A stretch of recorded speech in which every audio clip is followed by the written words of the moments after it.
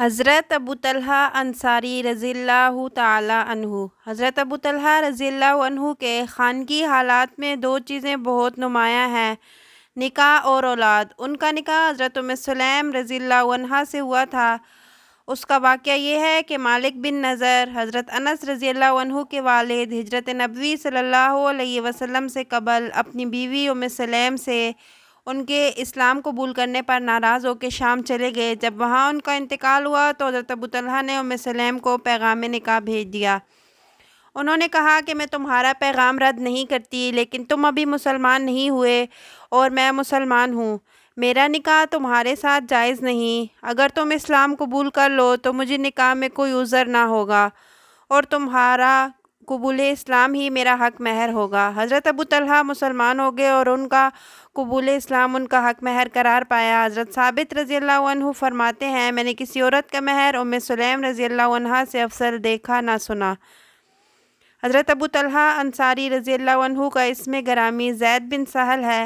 غزوہ احد کے دن آپ حضور اکرم صلی اللہ علیہ وسلم کے سامنے گھٹنوں کے بل بیٹھ گئے اور اپنے ترکش کو پھیلا کر کہنے لگے کہ میرا چہرہ آپ کے چہرے کا ڈھال اور میری جان آپ کی جان کے لیے قربان ہے۔ حضور اکرم صلی اللہ علیہ وسلم نے فرمایا کہ لشکر میں ابو طلحہ کی آواز 100 آدمیوں سے بہتر ہے، اور ایک روایت میں ہے کہ آپ صلی اللہ علیہ وسلم نے فرمایا لشکر میں ابو طلحہ کی آواز 1000 آدمیوں سے بہتر ہے۔ سیدنا انس رضی اللہ عنہ کہتے ہیں کہ جنگ احد کے دن جب مسلمان نبی کریم صلی اللہ علیہ وسلم کو چھوڑ کر پیچھے ہٹے تو حضرت ابو طلحہ آپ صلی اللہ علیہ وسلم کے سامنے ایک چمڑے کی سپر کی آڑ کیے رہے تاکہ کافروں کے تیر آپ صلی اللہ علیہ وسلم کو نہ لگ جائیں، اور سیدنا ابو طلحہ رضی اللہ عنہ بڑے تیر انداز اور کمان کو بڑے زور سے کھینچنے والے تھے۔ ان کی 2-3 کمانیں اس دن ٹوٹ گئیں، اور جب کوئی مسلمان تیروں کی ترکش لیے آپ کے پاس سے گزرتا تو آپ صلی اللہ علیہ وسلم فرماتے یہ سب تیر ابو طلحہ کے سامنے ڈال دو۔ ایک مرتبہ نبی کریم صلی اللہ علیہ وسلم سر اٹھا کر کافروں کو دیکھنے لگے تو حضرت ابو طلحہ نے کہا، یا رسول اللہ، میرے ماں باپ آپ پر فدا ہوں، آپ سر نہ اٹھائیں، کہیں کافروں کے تیروں میں سے کوئی تیر آپ کو نہ لگ جائے، میرا سینہ آپ کی حفاظت کر رہا ہے۔ غزوہ حنین میں حضرت ابو طلحہ رضی اللہ عنہ نے شجاعت کے خوب جوہر دکھائے، 20-21 کافروں کو قتل کیا۔ آپ صلی اللہ علیہ وسلم نے فرمایا تھا کہ جو شخص جس آدمی کو مارے اس کے سارے اسباب کا مالک سمجھا جائے گا۔ چنانچہ حضرت ابو طلحہ رضی اللہ عنہ نے 20-21 آدمیوں کا سامان حصے میں حاصل کیا تھا۔ آپ صلی اللہ علیہ وسلم کے غزوات میں یہ آخری غزوہ تھا جو کہ 8 ہجری میں واقع ہوا تھا۔ حضرت ابو طلحہ رضی اللہ عنہ کی وفات کا قصہ بھی عجیب ہے۔ عمر مبارک 70 سال کی ہوئی تو پیغام اجل آیا۔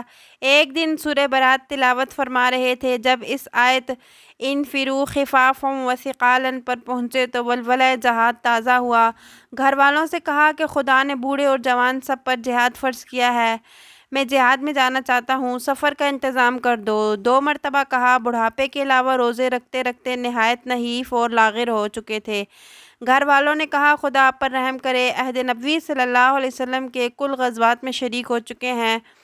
حضرت ابو بکر اور حضرت عمر رضوان اللہ علیہم اجمعین کے زمانہ خلافت میں بھی جہاد کیا، اب بھی جہاد کی حرص باقی ہے، آپ گھر میں بیٹھیے، ہم لوگ آپ کی طرف سے غزوہ میں جائیں گے۔ حضرت ابو طلحہ رضی اللہ عنہ بھلا کب رک سکتے تھے، شہادت کا شوق ان کو اپنی طرف کھینچ رہا تھا۔